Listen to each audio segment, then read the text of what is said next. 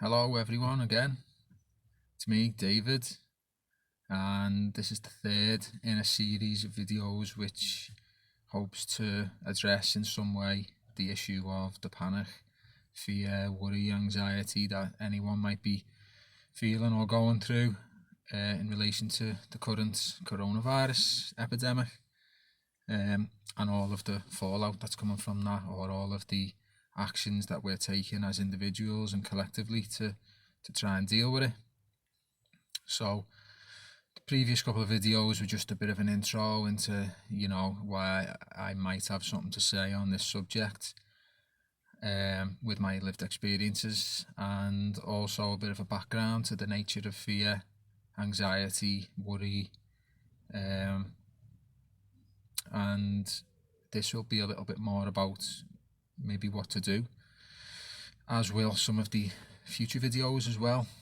So I thought I'd start this one with, okay, you're in the moment of your thoughts are unpleasant, you're projecting ahead to situations like, shit, what's gonna happen, when all the food's gone, or, what's gonna happen if I get it, or what's gonna happen if I pass it on to someone, what's gonna happen if, okay, so let's assume we're in that state.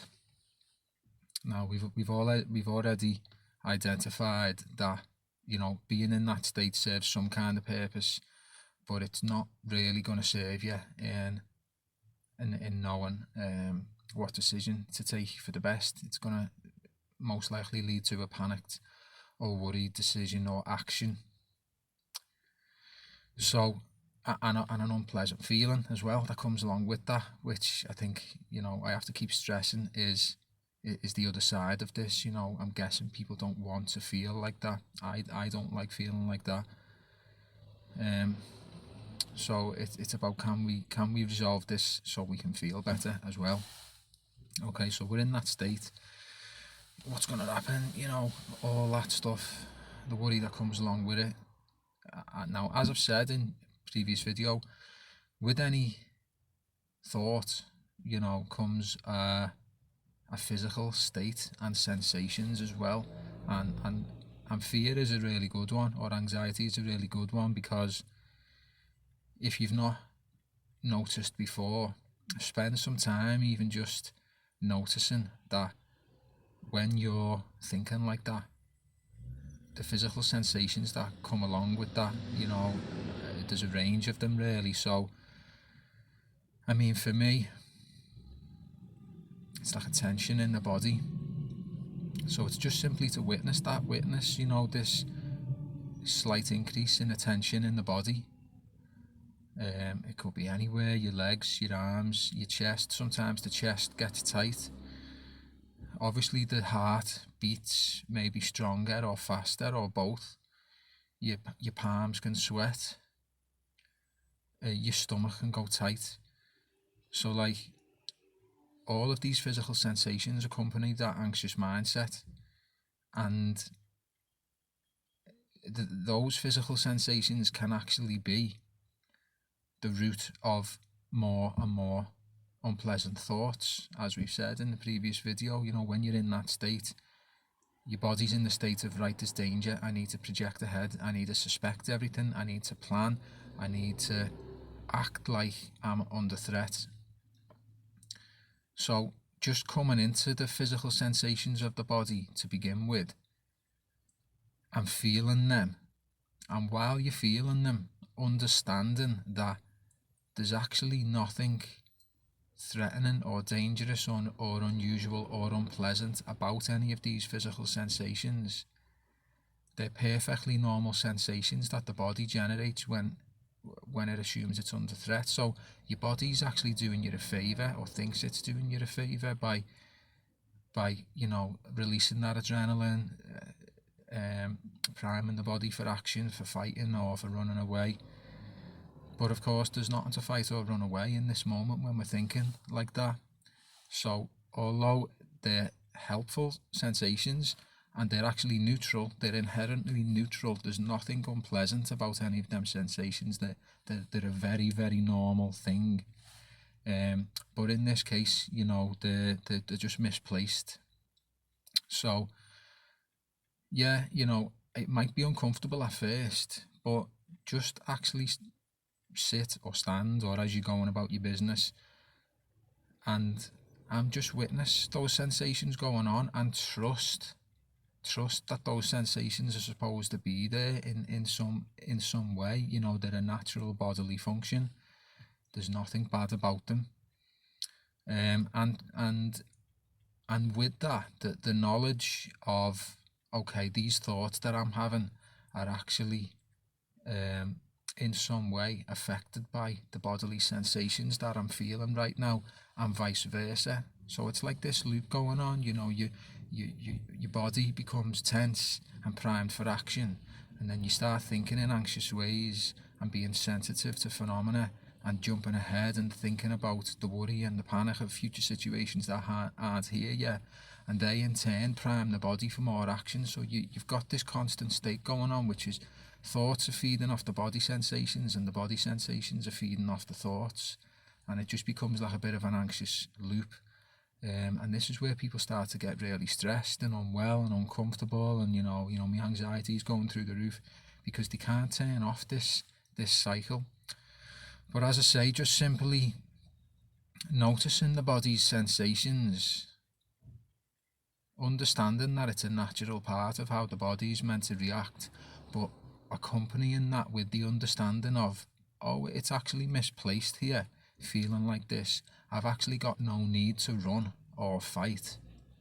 So, you know, thanks body for looking after me or thinking that you're doing the right thing, but you know, I don't actually need this right now. And you know, and then you can start to, I mean, it doesn't turn off the way you feel straight away. This is something that you've just got to start getting used to and being able to monitor. You will find that simply just witnessing the body's sensations and then accompanying that with witnessing how it makes those uncomfortable thoughts, uncontrollable thoughts, spin off. It's actually something that you start to get the hang of, and you start to see the relationship between the two, and you start to see that there's a different way of being or existing in that situation, which is one where you don't feel the bodily sensations the way that you did, and one where these random anxious generated thoughts don't start spinning off. You can actually be in a situation and not feel them things. The body will switch off its sympathetic nervous system, the fight or flight mode, once it understands, you know, that there's no danger. Now, I know that this isn't easy because, you know, each time we try to tell ourselves that there's no danger, we think, no, but what if that, you know, what if that situation, you know, we end up back in the loop again. But look, we've just got to understand that every time you ask that question, what if, you know, what's going to happen? You're starting a cycle of panic, which is ultimately unhelpful. You're still intelligent enough to know how to make the correct decision without that panic there. Okay, so there's two ways of asking, you know, this question. Let's go with the what if, and finish that sentence with whatever you want. You know, what if I get the virus? What if there's no food on the shelves? What if someone contracts it and passes it to the family? Or any one of those things. Okay, so let's go with, there's two ways that you can ask that question. And the first one, the one that we want to take is, okay, what if that happens, X, Y, Z? That's actually a curious, genuine way of asking a question. What if? And then an answer will come along. Okay, so it's as simple as that. It's okay to ask that question, what if? But if you're being true to yourself, when you ask that question in the other way, the second way, which is, what if that's going to happen, and you know, in that way, you're not actually asking the question because you want to receive the answer. The answer is always panic, panic, panic. You know, act, do something. You know, so it's not an actual question that's looking for a proper answer. So you know, we want to be mindful of, even though we think we're doing the right thing by, what if that's going to happen and what am I going to do?